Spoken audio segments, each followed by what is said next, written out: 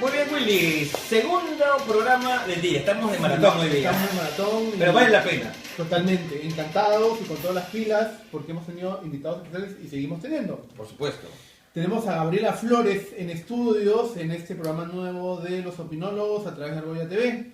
Gabriela, bienvenida. Muchas gracias por estar por aquí. Gracias a ustedes dos por la invitación. Acá para conversar de varias cosas. Gabriela es cofundadora de Happy Cuéntanos, Sí. Gabriela, ¿qué es Happy Bueno, Hapikai, para empezar, es un término quechua que Ujú. significa retener en la memoria para aprender. Qué bonito. Y resume bastante directamente lo que nosotros queremos hacer desde Hapikai, que es aportar en el trabajo de lucha contra la corrupción desde sociedad civil, recuperando la memoria de lo que han sido los casos de corrupción del pasado, porque creemos que eso nos ayuda a entender parte de lo que estamos viviendo ahora. Y bueno, parte de eso ha sido nuestro primer bebé, que es una plataforma que se llama Memoria y Ciudadanía, que es una gran biblioteca digital que se sigue alimentando cada día con documentación de las investigaciones de casos de gran corrupción de los últimos 40 años. que han habido. 40 años. Sí. Y es bien interesante porque uno revisa los temas, empieza a encontrar personajes que hoy aparecen también vinculados a casos que ocupan nuestra agenda, o modalidades que se repiten, ¿no?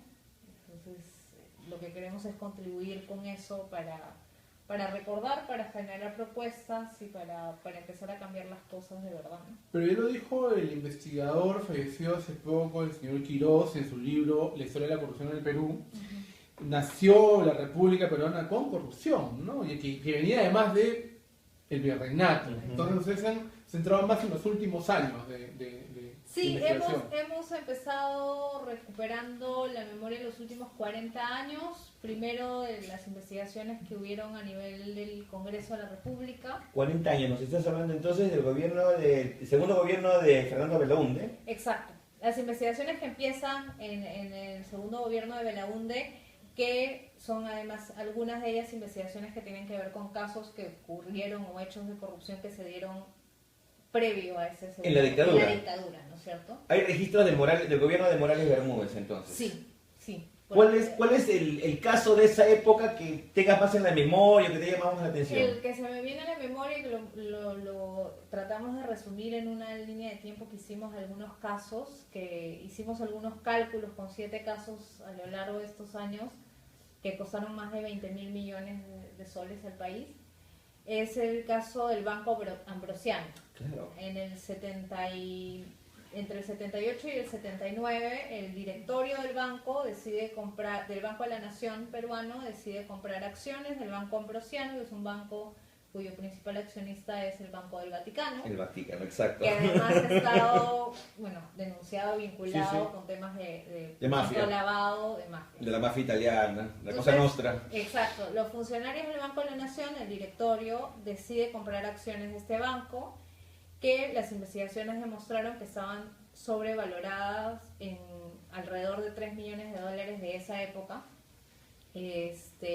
Pero además el presidente del directorio del banco logra hacer que los representantes del Banco Ambrosiano coloquen como su representante para las negociaciones a su hermano. Y un detalle interesante, 25 años, el caso se archiva porque prescribe, a pesar de que los involucrados reconocen ante el Parlamento que sabían que se estaban comprando las acciones sobrevaloradas y que Perú estaba perdiendo 3 millones de dólares de la época. Que por cierto, perdón, es una figura legal que se repite hasta ahora. Se ¿no? repite, que se usa y que se usa mucho. La sí. prescripción, ya, perdona. Sí, en varios casos es el principal argumento por lo que los casos a nivel judicial se archivan, pero ahí está la historia, ahí están los hechos y la gente tiene derecho a conocerlos. Y les decía que el detalle es que 25 años después, este personaje es el hermano del presidente del Banco de la Nación, es nombrado en el gobierno de Alejandro Toledo defensor del usuario a nivel bancario. Ya. El defensor del El defensor del contribuyente. por el entonces ministro de Economía, que era Pedro Pablo Kuczynski. Ujú. Entonces, Nombre conocido. nombre conocido. Me suena. ¿No le dicen PPK por casualidad? Más o menos. Pero teníamos presidente, lo he olvidado nuevamente, teníamos presidente. Sí, Todavía todavía tenemos presidente. presidente. Además ha dicho muy firmemente que no va a renunciar. Así que, Ya, acá. O sea, en esa época ya hay registro, digamos, ¿no? De personajes que se van reciclando a lo largo de la historia. Y sobre qué otro caso también, digamos, que tú tengas memoria, ¿no? No sé, ya si hablamos del gobierno de Belaúnde, de ahí sigue el primer gobierno de Alan García, por ejemplo. De esa época, ¿qué recuerdo? Yo quisiera, en todo caso, ya que lo traes a colación, se habla mucho ahora y se extraña, ¿no? La poca, o en todo caso la mucha corrección que tuvo el segundo gobierno de Belaúnde, que ahí no hubo tantos casos de corrupción, que en realidad la gente no robaba tanto, que Belaúnde, si bien es cierto, es un Pero es un mito, Willy. Sí, yo sé, pero se está hablando ahora, ¿no? Pero sería bueno, Claro. Bueno, sí, Lo ya. interesante ahí, comentar un poco de eso, ¿no? hay sí, un Yo sí me caso, acuerdo. pero la verdad es que ahorita no Claro, yo sí no me acuerdo. tengo la data, pero Yo sí me acuerdo, yo era niño en esa época, o sea, estaba claro, o sea, en el primer gobierno de Belaúnde, cuando él, en el año 80 él accede al poder, yo estaba en secundaria. Y yo, bueno, desde chico, como de repente también les ha pasado a ustedes, les gustaba más leer los periódicos, ¿no? Y estar más informados que Sí, estar claro. en juegos y cosas, ¿no? Yo compraba en esa época mi diario El Observador, que era del famoso Luis León Rupp, ¿no? Financista también de campañas y de políticos, ¿no? Y por supuesto el Comercio, La República, ¿no? En sus primeros años de existencia. Y por ejemplo, el gobierno de Belaúnde estuvo, digamos, casos emblemáticos, ¿no? El caso Ugarte, por ejemplo, uno de los más sonados, ¿no? sí, ese era el que se me venía a la memoria. Claro, el caso Ugarte, por ejemplo, ¿no? Él está con empresa española que es contratada para construir unos penales. ¿Y luego qué pasa? Bueno, el ministro del sector directamente se ocupa de asegurar que se le pague a la empresa, a pesar de que la empresa no cumplió con los requisitos, no terminó de construir los penales, y hubieron una serie de irregularidades en su momento, pero el ministro estaba directamente encargado y preocupado de que se le pague a este consorcio, el que además después se descubre que estaba vinculado, ¿no? A ver si alguien nos hace acordar del nombre. Yo me acuerdo que era del PPC, porque el Ministerio de Justicia estaba a cargo de la construcción de los penales en esa época. Larrañaga, un apellido italiano que te suena así con Larraín, creo que era... Elías La Rosa, con algo con la, ya, finalmente tenemos acá nuestra Google acá en vivo. Exacto. Tenemos en el estudio invitados también a las otras miembros, cofundadoras del proyecto Japicay. Que están tomando fotos y están registrando todo, y ¿no? están dándonos los datos que se nos pasan, ¿no? Exacto. Me dice Stanislao Flores en Facebook que no hay audio, no sé si se puede revisar eso, ¿no? Dicen que no hay audio, no lo A sé. ver. Y saludamos a Roland Gamarra que está viendo también. También. A ver, vamos Está a viendo ver. esta- Sí, Sigamos Sí. comentando Sí, el sí, tema de sí. Elías La Rosa. estamos saliendo. Sí, bueno, el caso Ugarte, como menciona Jaime, es esto, ¿no? Es la concesión a una constructora, Celular, que está mal. Revisa tus celulares. Compadrito. es entregado a una constructora y buscando beneficiar directamente a la constructora con los pagos y todo. Es algo que podríamos ver si se repite en el caso que estamos viendo hoy de Odebrecht y de Lavajato, de cómo se direccionan los contratos para beneficiar a una empresa. Hoy sabemos Odebrecht, por ejemplo, o Camargo Correa o las demás involucradas en Lavajato. Y luego se va garantizando el pago, los alargamientos, las adendas y demás, perjudicando al tesoro público, ¿no? Sobre todo considerando que en esa época, y mira, quizás ahí fue donde, esa fue la justificación que tuvo Fujimori para hacer esta constitución, ¿no? En el 92, que el sector público pues había manejado de manera corrupta, ¿no? Porque ahí, claro, contrataba directamente el Estado pagaba, ¿no? A las empresas que ejecutaban, ¿no? Mientras que en la constitución del 92 ya se prohíbe eso, ¿no? Se prohíbe que el Estado participe, sino a través de asociaciones público-privadas y patatín patatán. Y otros mecanismos que solamente sirvieron para redireccionar las ganancias para otros lados, pero que siempre quedara en manos de tanto de los políticos como de las empresas. O sea, la misma chola con otro calzón, nada más en realidad, ¿no? O sea, pero... ¿Y qué pasó con el caso Ugarte? Al final, ¿cuál fue la conclusión?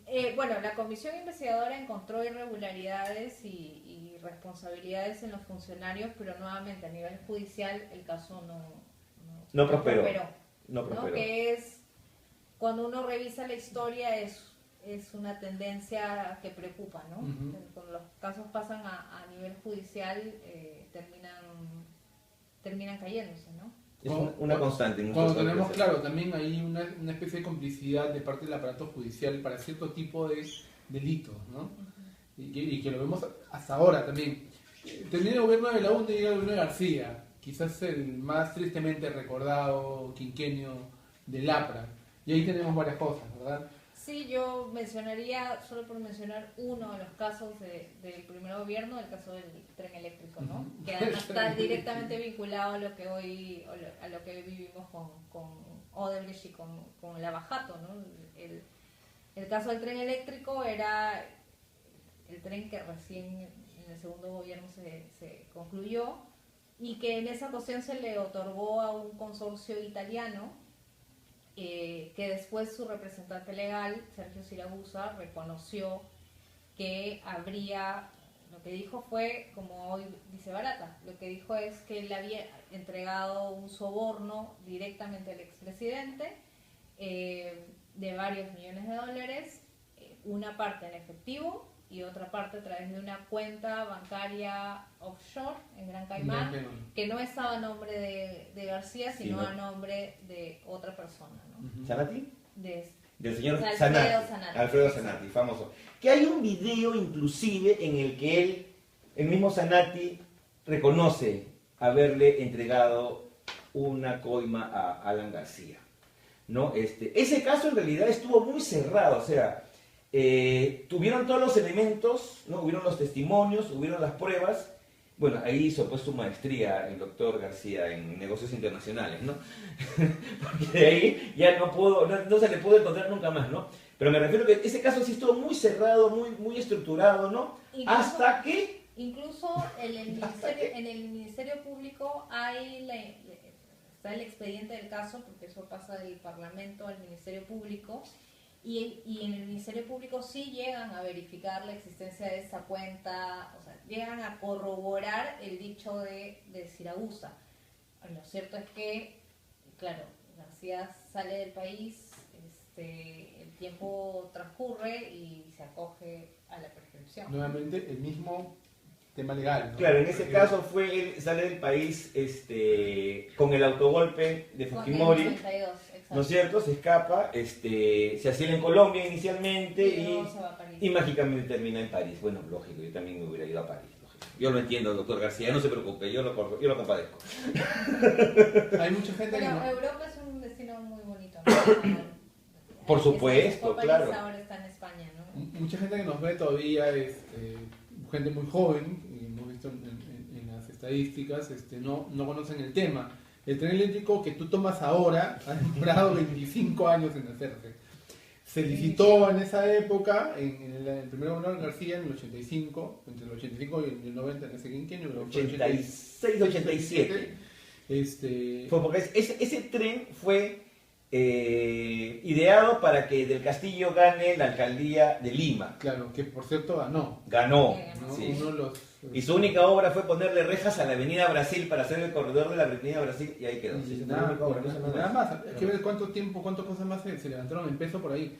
Y bueno, este tren que ahora sí funciona muy bien y se está haciendo una línea 2 subterránea, no funcionó hasta hace poco, ¿no? Hasta hace unos años en el segundo gobierno de Alan García. Y trajo toda esta red de corrupción, ¿no? Termina el gobierno de Alan García en el 90 y entra Fujimori, con honradez, tecnología y trabajo. Eso, vamos.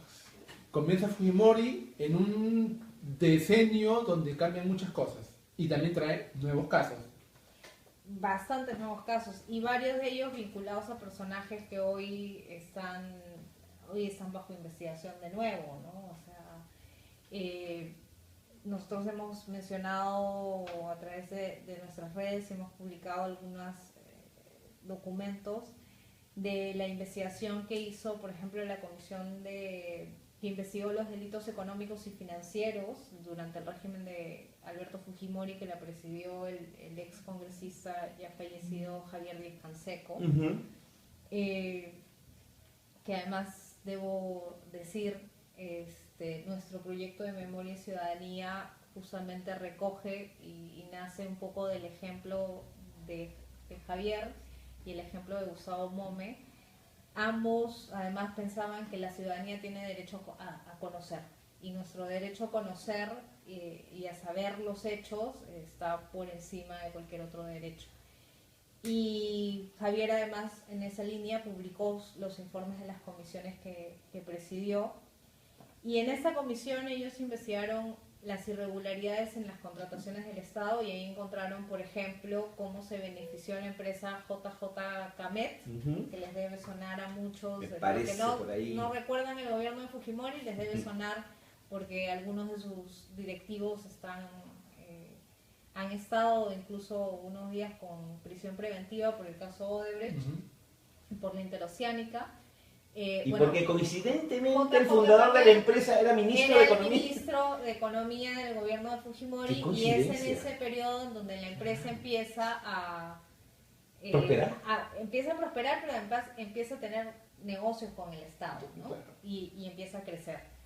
Y uno de los casos que está incluido en ese informe, y una de las irregularidades que se encontraron, por mencionar un ejemplo, es que antes de ser ministro de Transportes, el señor Augusto Bedoya Cámara, cuya casa ha sido allanada. Exacto. Que está muy sonadito últimamente, ¿no? Ayer. Ajá. Porque Jorge Barata los ha indicado como uno de los Los intermediarios a los que entregó parte del aporte, $1.200.000. el aporte clandestino de Odebrecht en la campaña de Keiko Fujimori. Bedoya fue ministro de Transportes. Antes de serlo, fue asesor del Ministerio de Economía. Mientras era asesor del Ministerio de Economía, que era además el ministerio que tenía que ver el tema de los acuerdos de deudas, de acuerdos con el Club de París y demás entes en los que el Estado se endeuda, una empresa vinculada a Bedoya se beneficia porque el Estado avala una deuda que tenía de $6.600.000 más o menos, y el Estado la avala, y esa empresa decide no paga la deuda, y al final quien paga la deuda El Estado. son todos los, en realidad todos los contribuyentes. Claro, claro. Suena conocido, ¿no? Banco Latino, no Entonces, sé. Claro, ese es otro caso No. muy interesante Suena conocido. del salvataje de los bancos, del Banco Latino y del Banco Vice, Banco Vice. en donde además aparece el nombre de Susana de la Puente, No. que ha sido sindicada por favor. Barata como la Suena, persona a la que le suena. entregó el aporte para la campaña de nuestro actual Pero presidente. Susana de la Puente no es una señora que era teleoperadora, creo, en Telefónica, contestaba los teléfonos, creo, ¿no? Y después, le salió la oportunidad de hacer la venta de teléfono, la venta de CPT y Entel, pues, ¿no? Que por cierto, Se le digo. Bueno, eso tu casa no ha sido allanada. Todavía falta. Bueno, Susana de la Puente además también aparece en la investigación de las irregularidades alrededor de la deuda externa durante el gobierno de Fujimori, porque ella además era representante de una entidad financiera que es el JP Morgan. Claro. Entonces, como representante del JP Morgan es que ella participa en el salvataje del Vice y participa en los temas de deuda en esa época, y bueno, hoy está también vinculada. Entonces, lo comentábamos antes de empezar, es bien interesante mirar el presente y revisar el pasado, porque uno empieza a ver cómo los personajes se repiten y hay Se personajes reciclan. que sí tienen una historia y han estado vinculados en casos anteriores, y es bien interesante mirarlo también. Y ahora que hablabas de estos casos últimos, se está dando una figura de la cual se habla mucho ahora, justo como es el Capital y lo que tiene lo que le está tocando ahorita a PPK, que son las puertas giratorias. Sí. Gabriela, cuéntanos un poco así en detalle, ¿qué son las puertas giratorias? Las puertas giratorias, yo iba pensando, ¿cómo explicamos las puertas giratorias? Las puertas giratorias son estas puertas que hay a veces en los hoteles, en donde te permiten entrar o salir al mismo tiempo y van girando. ¿Alguien se acuerda? A la Torre de Interbank han ido, ya, hay puertas giratorias. Sí, pero yo me imagino que todo el mundo ha visto El Chavo del Ocho. Claro. El episodio cuando van a Acapulco. Claro, Cuando verdad. el señor Barriga, en la puerta del hotel a donde lo lleva el señor Barriga al Chavo, y el Chavo empieza a dar vueltas porque Y termina mareado y vuelve, sale de nuevo, y después vuelve a dar vueltas y se queda dando vueltas un buen rato, y uno, claro, en una puerta giratoria uno se puede marear. Y entonces, en este caso, de lo que hablamos es que las nuestros personas políticos se marean a veces. se marean porque No saben si están cobrando, si están pagando. si están en el rol de funcionario público o en el rol de funcionario del sector privado, ¿no? Eso es una puerta giratoria. Yo soy representante, funcionario, directivo, gerente de una empresa, vamos a poner una empresa financiera o una empresa minera. Pero ejemplo, luego paso a trabajar de director en el Ministerio Por ejemplo, de Química. una empresa imaginaria, por ejemplo, North Capital. Pierce Capital. No, una empresa imaginaria. perdón, No ya. estamos hablando de alguien. Perdón. Estamos hablando así en abstracto. Exacto. Claro. Para hacer Por ejemplo, una ejemplo. empresa que se llama North Capital. Y de Ajá. pronto su president, ¿no? Su owner, ¿no? Después termina de minister de economía. Pues, una coincidencia de la vida. Claro. No Y pensaba de como ministro de Gabriela. Economía aprueba otorgar instrumentos financieros para que una empresa constructora a cargo de una carretera, O maestra do mundo, una constructora o maestra do mundo. a cargo de una carretera, pueda financiar la construcción de la carretera. Y esa empresa resulta que era cliente de... No. Gabriela, pero se hacen Entonces, obras ¿sabes? al final. Pues. El problema con la puerta giratoria es que como tú entras y sales, en un momento te mareas, estás en el cargo de funcionario público, pero ya no, puede ser que no te acuerdas. Que Ahora, mira, tratando de ser un poco de abogado del diablo, ¿no? Y tratando también de responder ante la gente, sí, que ustedes todos piensan mal. O sea, alguna vez con Willy hemos comentado aquí en el programa de que de repente a lo mejor PPK sinceramente cree que eso no está mal. Bueno, yo lo comentaba con Lourdes y con Lía, que son las cofundadoras de Happy Kai, y yo decía, si hay algo que yo le creo al presidente, es que él internamente está convencido de que eso no está mal, porque es la forma en la que siempre ha operado. Entonces, yo creo que él cree que eso es normal, que eso está bien, que eso no tiene nada ni de ilegal ni de corrupto. Pero hay una voz disidente, discrepante con esa idea por ahí también. Hay no parte del equipo que discrepa, ¿no? Lo que pasa es que ellos dicen que no le creen al presidente absolutamente nada. Yo ¿Quién le creo cree al que... presidente? Le quieres dar el beneficio de la duda, por lo menos. Yo al presidente no le creo ni lo que come. Hoy tenemos público en vivo. Así es cuando... y esto, Kuczynski lo ha venido aplicando desde que fue primera vez de repente funcionario público. En el primer gobierno de Belaúnde, ¿no? Hay casos- Director del BCR, ¿no? Exacto, hay casos en los que ha beneficiado a sus clientes, porque hay que ponerlo tal cual, ese es el Claro. término. Son empresas que son sus clientes, a las que él asesora y que luego como funcionario público, en todos los gobiernos en los que él ha estado de funcionario público, ha tenido su cuota de decisiones a favor de esas empresas, ¿no? Un caso que se denunció en el 2009 fue el tema de Camisea, ¿no? Han Oil, que era la empresa principal del consorcio de Camisea, era cliente de Pedro Pablo Kuczynski. Y Han Oil fue beneficiada con una serie de modificaciones al contrato para la exportación del gas y con otras decisiones, que incluso decisiones que se hicieron en 24 horas, cuando él era funcionario público. Entonces, la misma figura que estamos viendo ahora con la interoceánica, Que movieron cielo y tierra, ¿no? Se saltaron procesos claro. por orden expresa del presidente Toledo en ese caso, ¿no? Kuczynski ha sido alto funcionario público, o sea, no era un director, No. ha sido ministro de Economía y ha sido presidente del Consejo de Ministros. Pero ¿no? además como ministro de Economía y como presidente del Consejo de Ministros ha sido presidente de una entidad bien importante para estas concesiones que se están investigando, que es Proinversión, Ajá. que es son verdad. las que hicieron Claro. los procesos para determinar qué empresas iban a ejecutar las obras. Y él presidía el directorio y por lo tanto presidía las sesiones donde se tomaban las decisiones sobre esos procesos, ¿no? Exacto. Imagínate. Sí, pues, o sea, esa es la mejor manera, creo, como la que de repente se puede explicar que son estos de las puertas giratorias, ¿no? Cómo la gente se marea, ¿no? O se marea o se hace la que se marea, ¿no? O se pasan de vivos en realidad.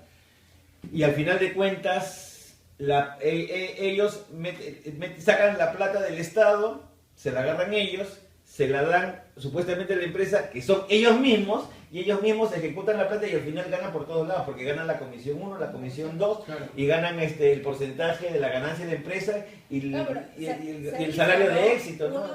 Uno de los contratos para el tema, para una de las obras de Odebrecht, uno de los contratos que asesora la empresa de Kuczynski mientras él era funcionario público, la conducía su socio Sepúlveda. Gerardo Sepúlveda, Claro.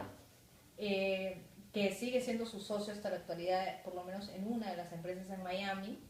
En el contrato, cuando uno ve el contrato, que lo han hecho público otros portales, se ve que lo que se negocia es, si nosotros ganamos la concesión, ¿no? En el caso Olmos, me parece que si ganamos la concesión, a ustedes les pagamos el monto que nos cobran por la Claro. asesoría, más un porcentaje por El honorario ese- de éxito, ¿no? Entonces, Honorario claro, de éxito. pero si no ganamos, solo le pagamos lo de la consultoría. Entonces es evidente que a ellos les interesa que esa empresa gane la concesión que tiene que ver el Estado, ¿no? Entonces, ahí hay muchas cosas que el presidente tiene que responder.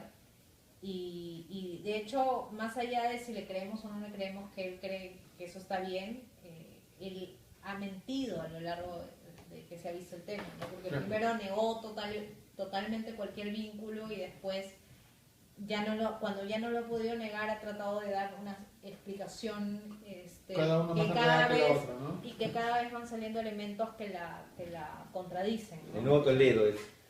Sí. El Toledo, Ahora, el nuevo Toledo es. un detalle interesante sobre esto de las puertas giratorias es que existe una ley que regula las incompatibilidades de los funcionarios públicos, que regula un lado de la puerta giratoria.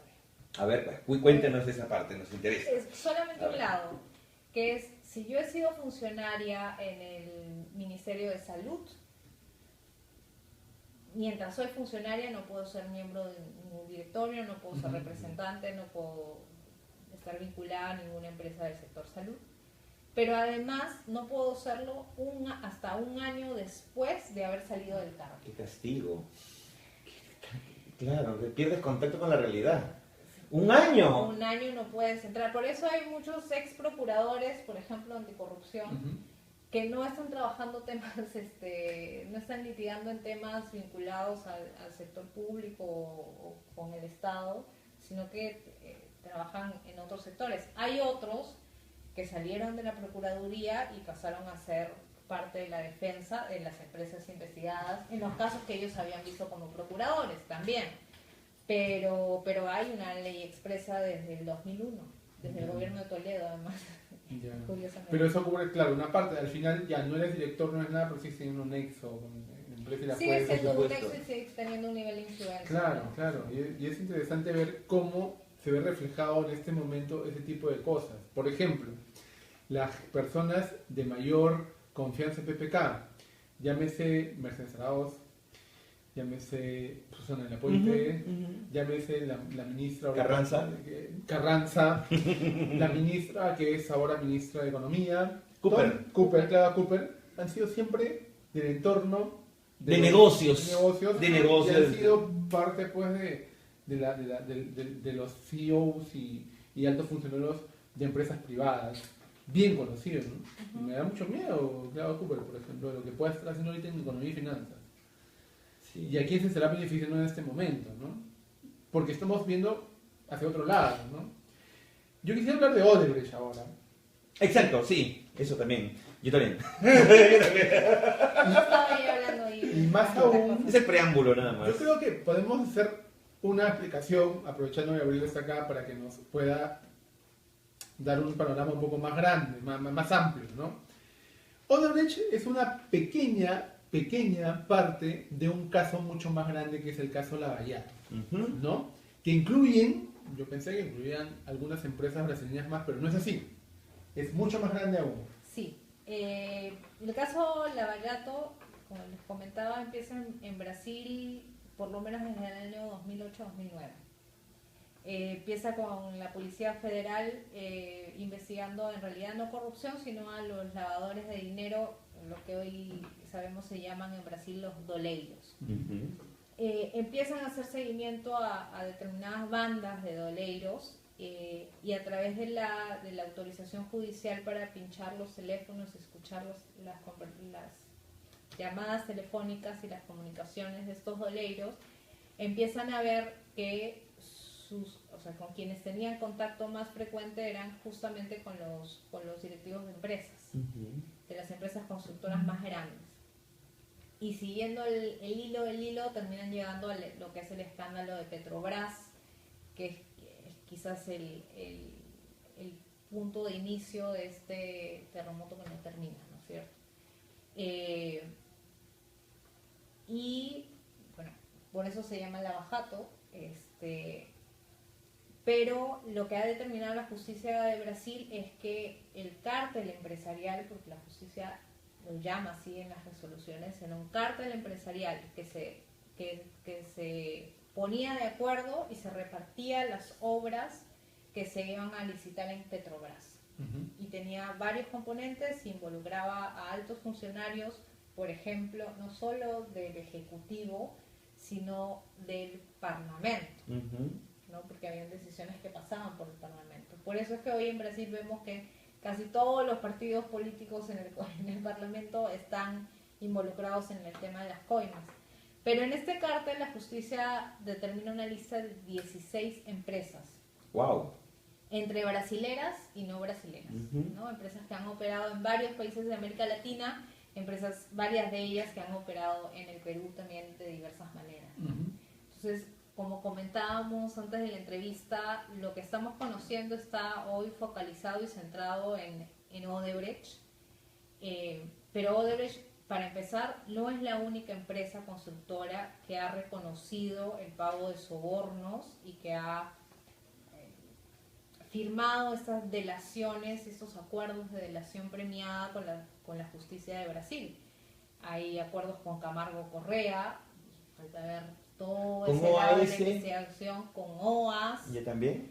Claro, sí. En Brasil ellos también han accedido. De hecho, Marcelo Odebrecht es casi uno de los últimos CEOs, presidentes de constructoras, que llega al acuerdo de delación. No, y te pregunto Hubo otros que lo hicieron primero, entre ellos Camargo. Claro, y te pregunto porque OAS fue tenido a las concesiones de los peajes aquí en Lima, ¿no es cierto? La municipalidad. Entonces, ahí no se ha escarbado todavía por ese ladito. No, todavía no se ha escarbado por ese lado. Bueno, hoy estamos... Entonces podemos suponer de repente que, ¿cómo se llama? Nuestro futuro exalcalde de Lima termine de vecino de Alan allá en Madrid de repente.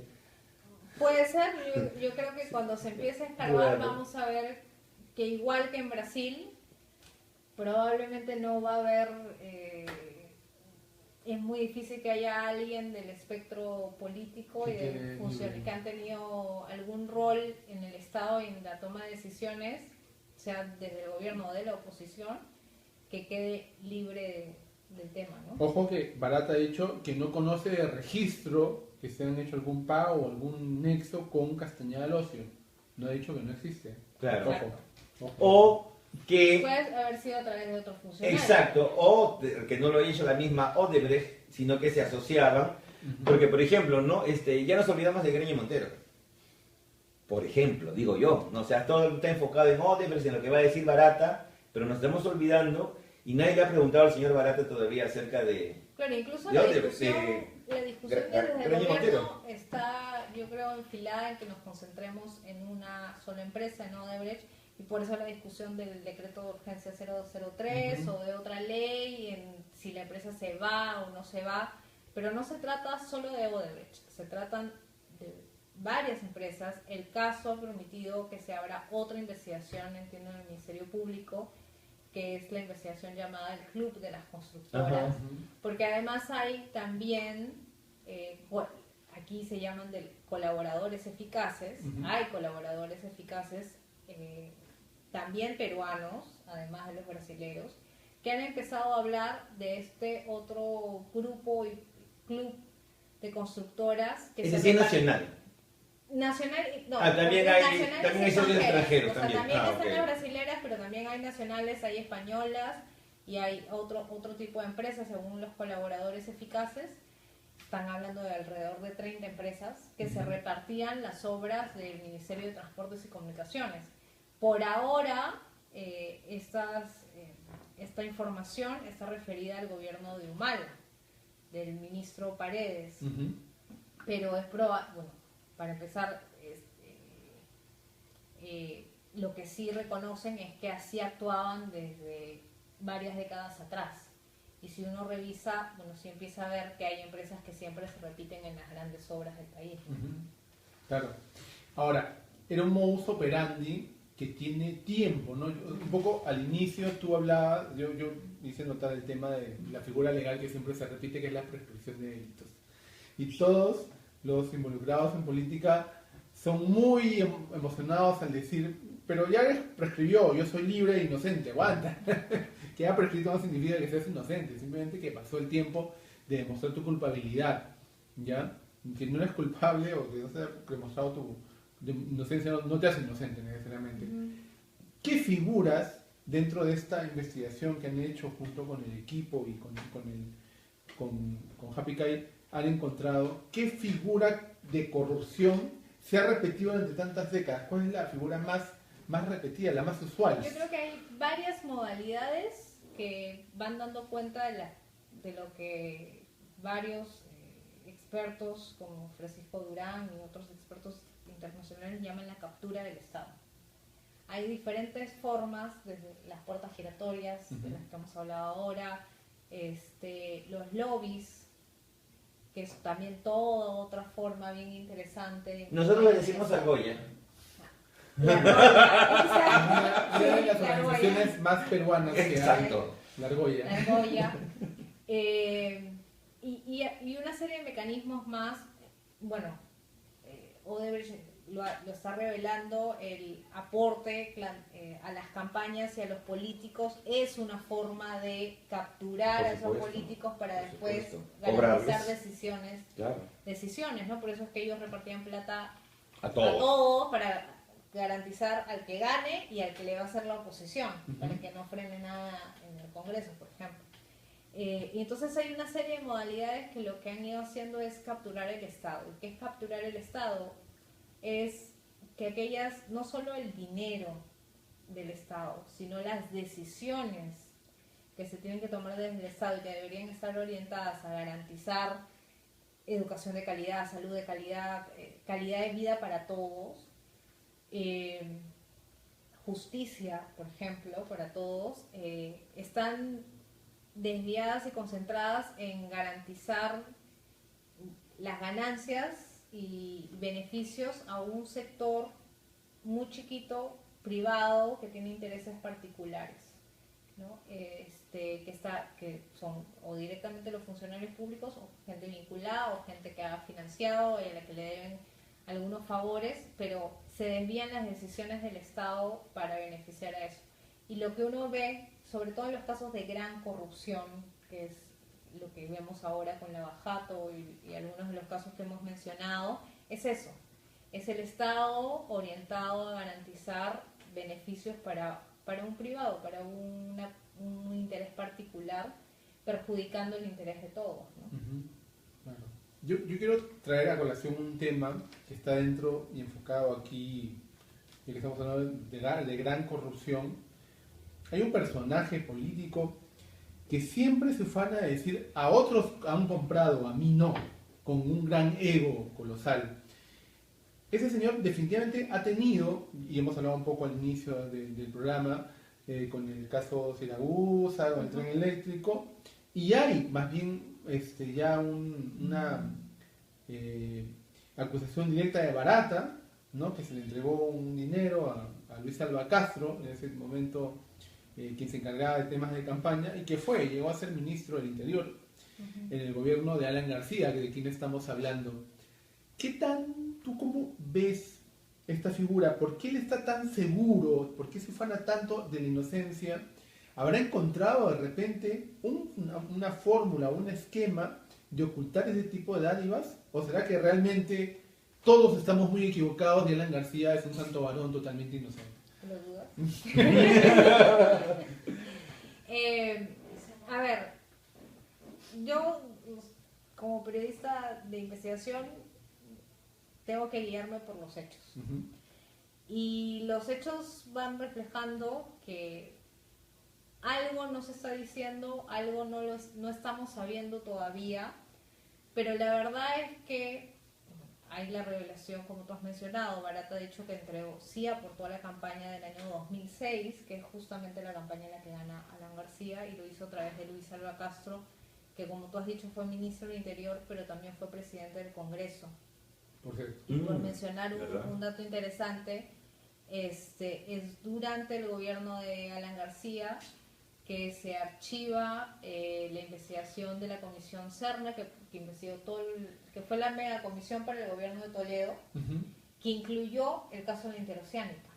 Ahí todavía no se hablaba de sobornos, de coimas ni nada, pero sí de irregularidades en cómo se dio el contrato, claro, y cómo se definió. El proceso, digamos. Exacto. Ese informe se archivó, y se archivó además irregularmente, porque el reglamento del Congreso es una comisión investigadora termina, presenta su informe y lo tiene que debatir el Pleno. Uh-huh. Este informe nunca llegó al Pleno, porque en el Consejo Directivo del año 2010, presidido entonces el Congreso por Luis Alba Castro, uh-huh, decidieron archivar el informe por un tema del número de firmas. Claro. Y nunca lo pasaron al Aparte, de repente era muy aburrido y se iban a dormir ahí los pobrecitos congresistas, claro, ¿no? Y ahí de por sí andan dormidos, imagínate, entonces, ¿no? O sea, es bien interesante porque es una situación que blindó, uh-huh, en general, uh-huh, Alejandro Toledo, pero además blindó temas como la interoceánica y a las empresas como Odebrecht.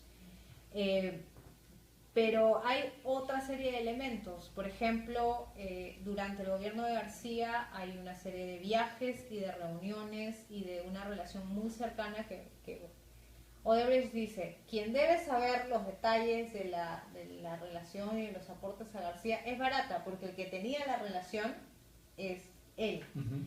Y claro, los viajes, las reuniones en Palacio y todo dan cuenta de una relación estrecha.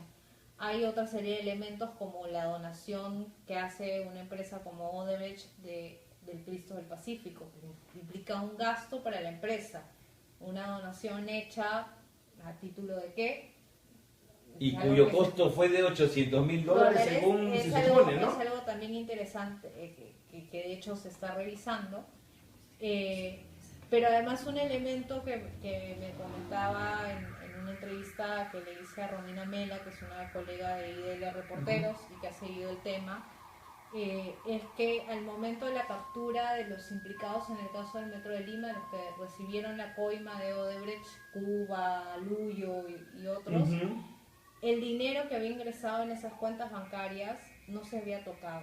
Claro, entonces, claro. Sí, esto daría la sensación de que ese dinero no era de ellos.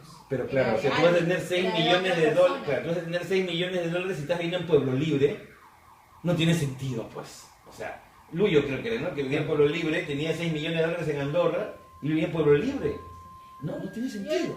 Yo les voy a comentar un caso, de nuevo, vinculando el pasado con el presente. Había una persona que ya es fallecida, que fue ministro del Interior del primer gobierno de García, militante aprista larga data, reconocido y demás. Que su nombre empieza con M. Que empieza con M y termina con Tilla. Al que se le me suena, no solo se le encontró un video recibiendo dinero de Vladimiro Montesinos, que también dijo que era un aporte de campaña. Era un aporte para la campaña del partido del año 2000. Sino que además se le encontraron cuentas bancarias en el extranjero, cuentas que tenían $2 millones, digamos, en saldo, y que habían movido alrededor de $6 millones. Pero al mismo tiempo, Agustín Mantilla, como lo dice además el propio Alan García en la comisión que investigó el caso en el Congreso, en la comisión presidida por el congresista Herrera, en la SICOR, era un hombre muy frugal. Claro, frugal, claro, sí, de una manera franciscana, exacto. sí. También vivía en Pueblo En Libre. Pueblo Libre También. también. En Pueblo Libre. Vas a la zona, parece, Pero tiene mucha suerte. además, Tiene por ahí. teniendo $6 millones en el banco, primero que ese dinero nunca lo movieron, digamos, por ejemplo, para financiar su campaña, pero además, cuando estaban en la investigación se dieron cuenta que tenía la plata en el banco en el extranjero, pero debía el recibo de luz de su casa. Entonces, son algunas situaciones bien extrañas que llaman a sospecha y que te indicarían que el dinero que está en esas cuentas no es un dinero que le pertenezca al que aparece como titular de la cuenta.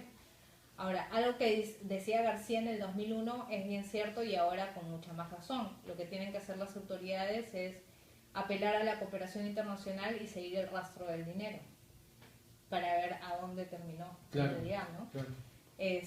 Pero sí, un caso, digamos, el caso Mantilla es un caso que tiene muchas similitudes y es muy, casi, pareciera que hay un calco casi en el caso de ahora de Alba Castro y de este tema de los aportes, porque además el tema de lavarse las manos y decir él es el responsable también pareciera que esa es la línea que van a seguir. Ahora, Alba Castro no es Mantilla.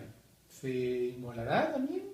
Bueno, Alba Castro ha señalado que él nunca recibió, ni pidió, ni nada. Nadie y ha lo negado recibido, todo, al final porque nadie ha todos recibido. niegan todo, ¿no? Pero sí, bueno, habría que ver cuál es el nivel de lealtad, le dicen algunos políticos, o de interés En inmolarse. en inmolarse o no. Pero bueno, sí, vamos a ver qué pasa, ¿no? Es que hay una gran Ahora, seguridad de la que habla García de su inocencia, no, perdón. Sí, proclama pero su inocencia. yo creo que tiene que ver con que no hay cuentas a su nombre, Ujú. ¿no? Entonces él sigue diciendo, o sea, todavía se sigue hablando, en el caso de García, en las declaraciones de los funcionarios de Odebrecht, todavía siguen hablando de terceros. ¿No es cierto? La revelación de las coimas, así se dijo que se le pagó 3 millones en la campaña de Humala, 20 millones a Toledo, pero con García se ha hablado solo de mandos medios y se ha llegado solo a un viceministro. Ujú. No han hablado más allá. Y ahí hay, en el caso del metro, otra serie de elementos, porque la realidad es que hay una serie de decisiones que se toman en Palacio de Gobierno, en el Ejecutivo al más alto nivel, que terminan beneficiando a la empresa y, por ejemplo, normas que le permitieron subir los costos en más de $400 millones. Las famosas adendas. Exacto, Ujú. ¿no? Entonces, eso no era una decisión ni siquiera del viceministro. Y otro dato que me hacía notar Romina en la entrevista que mencionaba, lo que ha dicho Barata es que Cuba le ofrece entregarles las obras y ayudarlo en el metro en el año 2008. En el año 2008 ni siquiera el señor Enrique Cornejo había sido nombrado ministro de Transportes y mucho menos el señor Cuba viceministro de Comunicaciones.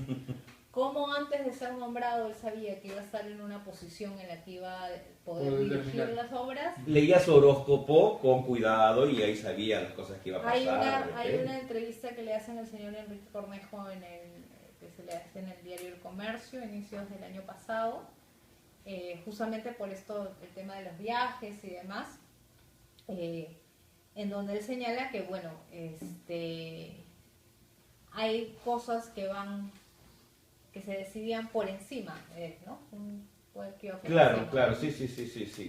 Entonces, por encima del ministro, ¿quién decidía? El Cristo del Pacífico. El Cristo del Pacífico. Lo mismo que, claro, se iluminaba también cuando firmaba indultos, ¿te acuerdas? Me iluminaba. No, era Zeus. Zeus, no el Cristo del Pacífico, estoy equivocando, es de Dios, es el otro, Dios, el que estaba en Palacio en ese gobierno. Ahora, un detalle, Porque, claro, se ha dicho mucho por qué allanan la casa de Yoshiyama y no la de García, de Alba Castro, la de... Lo cierto es que hay varias investigaciones abiertas y nos estamos olvidando que el expresidente Alan García, tiene una investigación por desbalance patrimonial, por una denuncia de un ciudadano X, en una fiscalía que está avanzando en paralelo al caso Odebrecht, al tema de los aportes políticos. Habría que saber, el Ministerio Público debería informar en qué estado está esa investigación y si el fiscal está coordinando con los fiscales de los otros casos para poder él también tener las declaraciones de Barata y incluir el tema en su investigación sobre las finanzas del expresidente o no, o si el caso va a pasar, como en el caso de Fuerza Popular y Keiko Fujimori, que lo pasaron de una fiscalía del fiscal Juárez, y había otro caso en otra fiscalía y los dos se los pasaron al fiscal Domingo Pérez y unificaron todo con la investigación de Odebrecht. Ese tipo de varios frentes abiertos también puede ser una estrategia para que no... Eso te iba a preguntar, ¿tú cómo ves la estrategia que está utilizando la fiscalía? ¿Tiene una estrategia? ¿Están disparando cada uno para su lado? Tú más o menos, ¿qué intuyes? ¿Qué sensación tienes? De lo que se ve desde afuera, creo que la sensación es compartida con varios colegas. Se siente que hay una desarticulación de las autoridades que tienen que investigar el tema. Yo recuerdo cuando se empezaron las investigaciones de la corrupción del gobierno de Fujimori, que había una procuraduría ad hoc que coordinaba muy bien con la fiscalía, que estaba el fiscal Avelino Guillén. Exacto. Y coordinaban las instancias en una estrategia planificada, unificada. Lo que se ha visto ahora con el caso Lava Jato es que cada quien se ha ido peleando y han terminado además peleando públicamente, lo que debilita la posición del Estado en este tema. Hay de hecho una estrategia desde el Ejecutivo, porque hay funcionarios implicados. Claro. Pero la Fiscalía también se siente que está desarticulada. La investigación del fiscal Domingo Pérez es del fiscal de lavado de activos. Y está investigando el posible origen ilícito del financiamiento de las campañas de Fuerza Popular. Exacto. Y de las finanzas de Keiko Fujimori. No, la declaración de Barata no ha sido en el marco de la investigación Lava Jato, sino de la investigación de lavado. Y José Domingo Pérez está haciendo su investigación con sus atribuciones. Además hay una presión de los fujimoristas que han estado pidiendo una serie de medidas para que se le indique al fiscal que ya acabó su tiempo y que claro, sí. Entiendo que al fiscal se le dio un tiempo determinado, claro. y me imagino que eso también ha acelerado las medidas del fiscal. Hay una investigación aparte en el lado de la Fiscalía Anticorrupción. Igual el caso Humala también viene de la Fiscalía de Lavado de Activos, ¿no? Entonces hay otra investigación que es la de la Fiscalía Anticorrupción que tiene el fiscal Hamilton Castro, que dirige el equipo del caso Lava Jato y que investiga el caso no desde diciembre del 2016 que aparecieron los acuerdos con Estados Unidos de Odebrecht, sino que él ya tenía el caso desde junio del 2015, en donde en el portal Convoca se revelaron no los pagos de Odebrecht, pero sí los documentos que mostraban pagos de coimas, de capiles, de propinas, le llaman los brasileros, en Camargo Correa en un caso anterior a Lava Jato, que es el caso Castillo de Arena. Claro. Y ahí es que se abre la investigación por la interoceánica. Entonces la Fiscalía tiene el caso desde junio del 2015 más o menos, y ha acelerado sí las acciones a partir de lo de diciembre, que se supo lo de Estados Unidos, porque no se sabía cómo avanzaba. Entonces hay una diferencia incluso de tiempos y de cómo se está avanzando en los casos. Igual están, digamos, los frentes muy abiertos, pero Hamilton Castro parece ser un elemento que en vez de acelerar y comenzar a hacer la cosa más productiva, trata, no sé si directamente, no sé si por pedido del gobierno, de quién, lapidar un poco los esfuerzos. Lo veo como una especie de de traba. Yo creo que ahí es interesante mirar la experiencia de Brasil, que es además el epicentro del Claro. tema. En Brasil hay un equipo Navajato. Entonces, Claro. es un equipo articulado que integra varias fiscales, la Policía Federal de diferentes divisiones, y entonces es un equipo articulado para mirar esto como lo que es un caso de criminalidad organizada. Que en realidad, gracias, como tú dices, ¿no?, a esa coordinación que hizo pues el ex fiscal, él es procurador Guillén, fue el que se tuvo tanto éxito, ¿no?, con los casos que investigó de la corrupción del gobierno de Fujimori en su momento, ¿no? O sea, gracias a ellos se lograron las condenas, Exacto. ¿no?, de tantos han sido funcionarios. Varios funcionarios, ministros de Estado, Exacto. incluso el mismo expresidente Alberto Fujimori. O sea, 50, 60 creo fueron por lo condenas, ¿no? por lo Sí, menos, más o menos de sí. las que tengo memoria, ¿no? por lo menos. Y ahí había un trabajo articulado de la Procuraduría, de la Fiscalía y del Congreso de la República, que también llevaba las investigaciones, y varias de estas derivaron en denuncias que terminaron abriéndose en procesos y terminaron en condenas. Entonces, había un trabajo articulado, una estrategia de Estado para enfrentar esta ola, que fue también un terremoto y fue algo que no se había visto antes, ¿no? Hoy más bien hay la sensación de que hay todavía una desarticulación incluso dentro del mismo Ministerio Público, y por eso hay varios casos con fiscales que trabajan a ritmos diferentes, que quizás como ven varios casos a la vez, eso no les permite avanzar tan rápido.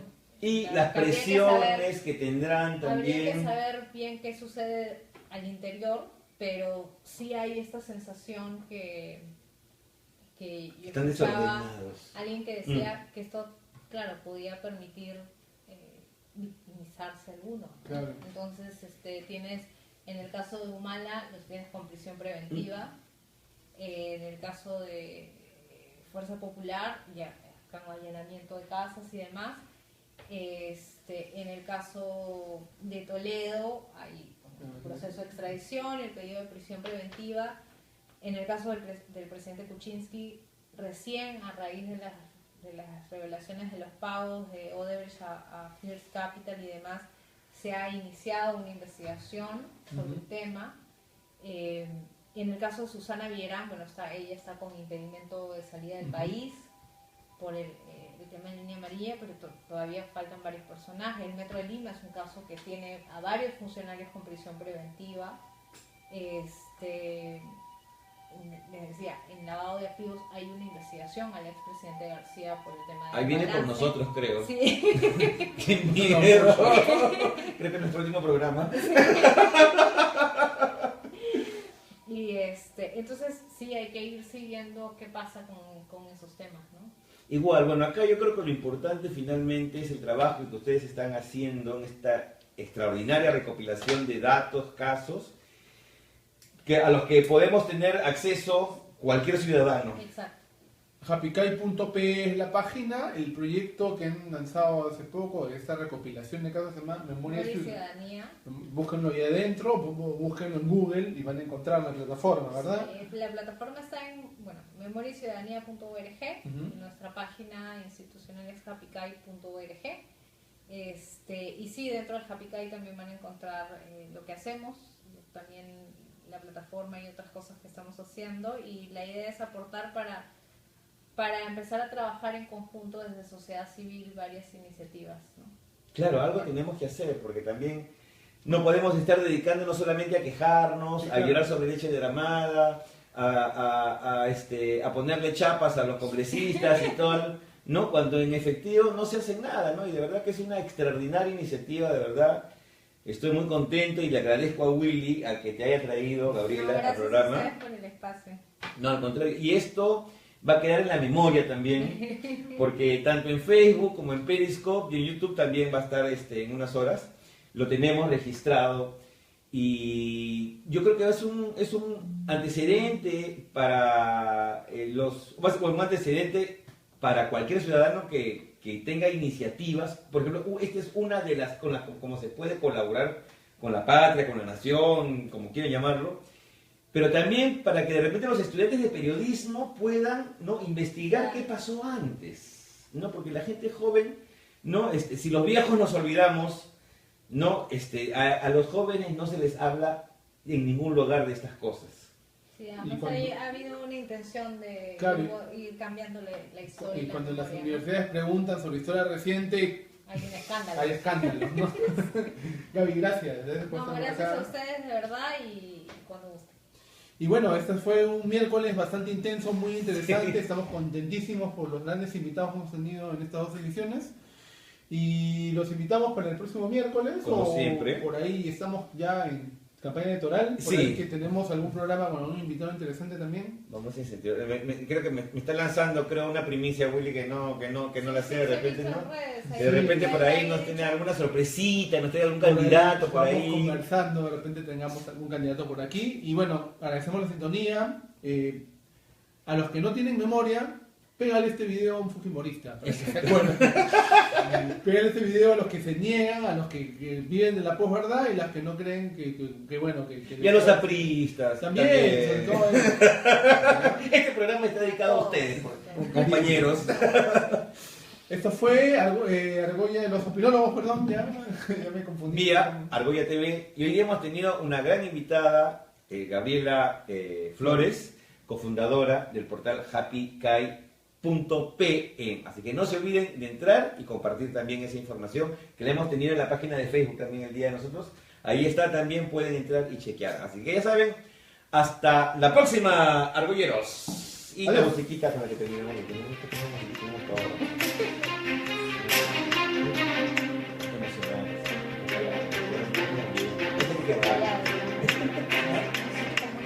Sí, es una hora. Bien, oye, sí, qué bacán.